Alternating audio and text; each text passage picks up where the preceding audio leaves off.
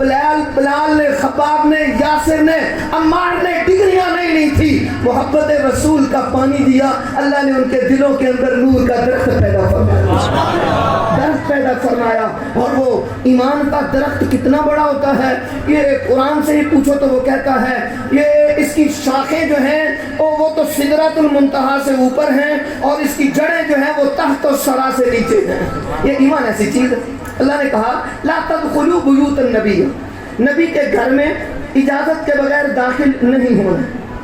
دوسری بات آگے ارشاد فرمائی کہ پھر جو ہے وہ ہاں الا ان یؤذن، اگر وہ اجازت دیں تو پھر تشریف لاؤ. جب تشریف لائیں تو یہ بھی نہیں ہے الا طعام غیر ناظرین اناء، کہ تم جو ہے اس انتظار میں بیٹھے رہو کہ نبی کے گھر میں چولہا جلا ہے اور روشنی ہوئی ہے، دھواں اٹھا ہے، کھانا پک رہا ہے، تو اللہ کا نبی کریم ہے، رحیم ہے، مہربان ہے، لہذا اس کے دروازے پہ بیٹھ جاؤ، کھانا پکے گا تو ہمیں ملے گا، کھائیں گے تو پھر جائیں گے. آقا یہ بھی نہیں کرنا، یہ بھی نہیں کرنا، بلکہ یہ ولیکن اذا دعیتم، جب تمہیں بلایا جائے.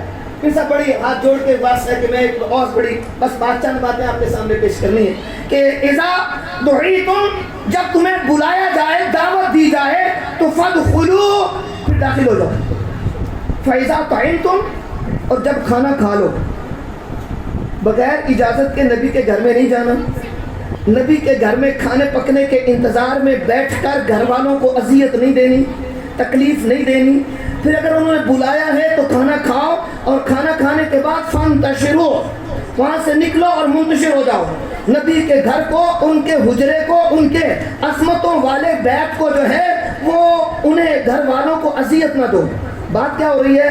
نبی کے گھر میں بغیر اجازت کے نہیں جانا، نبی کے گھر میں بلا وجہ نہیں بیٹھنا، نبی کے گھر میں وہ کھانا کھا لینے کے بعد وہاں سے اٹھ کے باہر نکل جانا ہے. وَلَا مُسْتَانِسِينَ بِحَدِيثٍ، معذرت کے ساتھ بات سمجھانے کے لیے کہتا ہوں، یہ لفظ نہیں ہے لیکن اس کا مطلب یہ ہے کہ ویسے ہی دل لگی کے طور پر باتیں کرنے کے لیے وہاں نہیں بیٹھنا. ایسے نہیں ہے کہ کھانا کھا لیا ہے، اب جناب بیکار مار رہے ہیں، اب جناب آپ بیٹھے ہوئے ہیں، آپ کو پرواہ نہیں، آپس میں گفتگو ہو رہی ہے لیکن گھر والوں کا خیال ہی نہیں ہے. ذرا تصور کریں بات کون کر رہا ہے، یہ سمجھیے گا.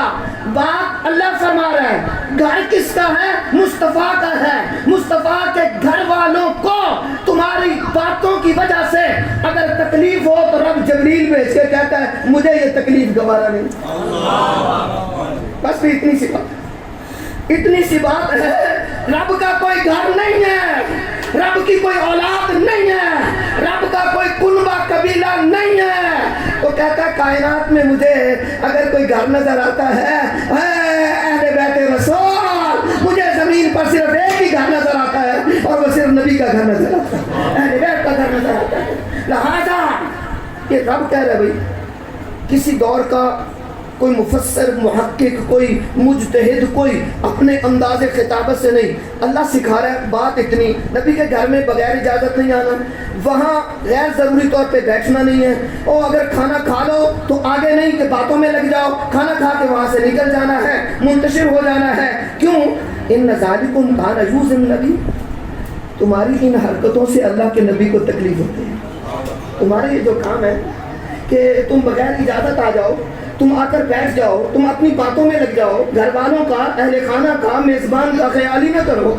اس میں بہت سارے تربیت کے موقع ہیں، اگر میں درس قرآن دیتا تو وہ باتیں بیان کرتا، لیکن میں تو آج نوکری کر رہا ہوں پنجتن پاک کی، اس لیے میں صرف انہی کی طرف جانا چاہتا ہوں، لے جاتا ہوں آپ کو وہیں پر. جو میرا آپ سب کا مقصود ہے وہ یہ وہاں کے ان ذالکم کان یؤذی النبی، تمہارے ان کاموں سے اللہ کے نبی کو تکلیف ہوتی ہے، اذیت پہنچتی ہے.